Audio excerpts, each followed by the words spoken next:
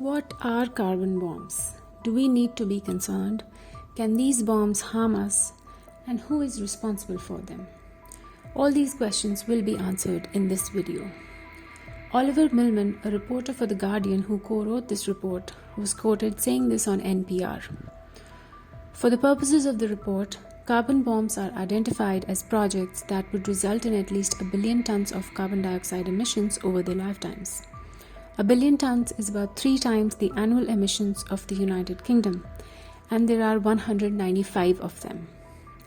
An investigation by The Guardian identified 195 oil and natural gas drilling projects around the world that can be called carbon bombs.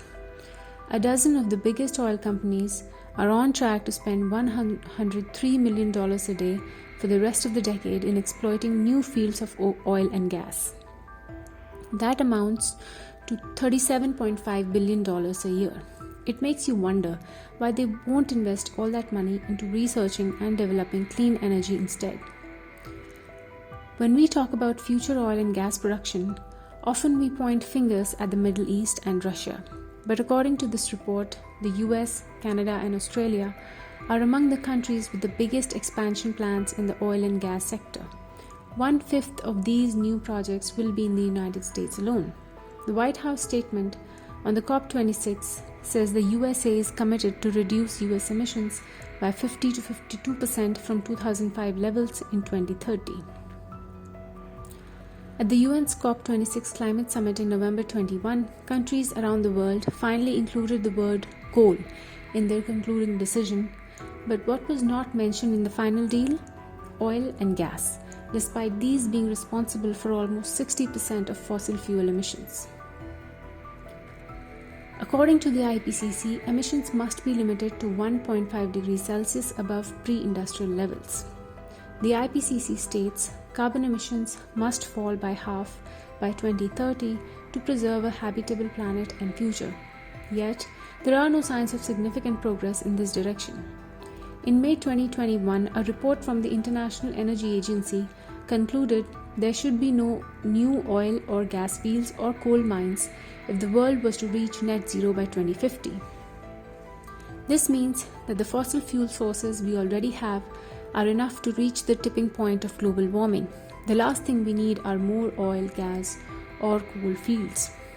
In April, stunned by the latest IPCC report that said it was now or never to start emission cuts, Guterres launched an outspoken attack on companies and governments whose climate actions did not match their words.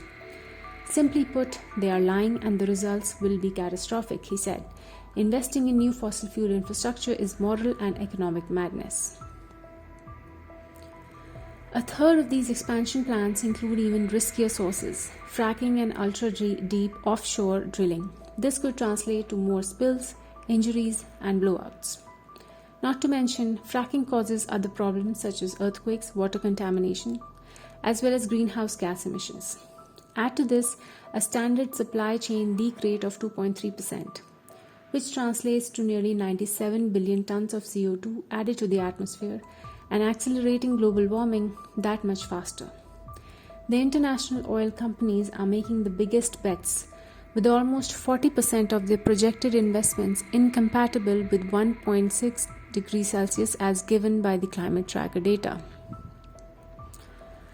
Hundreds of billions of dollars are given in direct subsidies not only to producers but also to consumers of fossil fuels every year.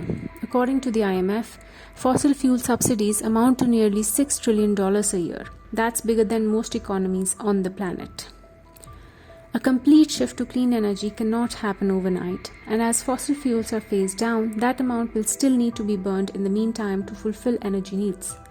Some large oil companies are claiming to have spent $2 to $3 billion in renewable energy solutions last year, also committing half of their expenditure to renewables by 2050. But none seem to subscribe to the net zero plan for the foreseeable future. The reason is plain and simple.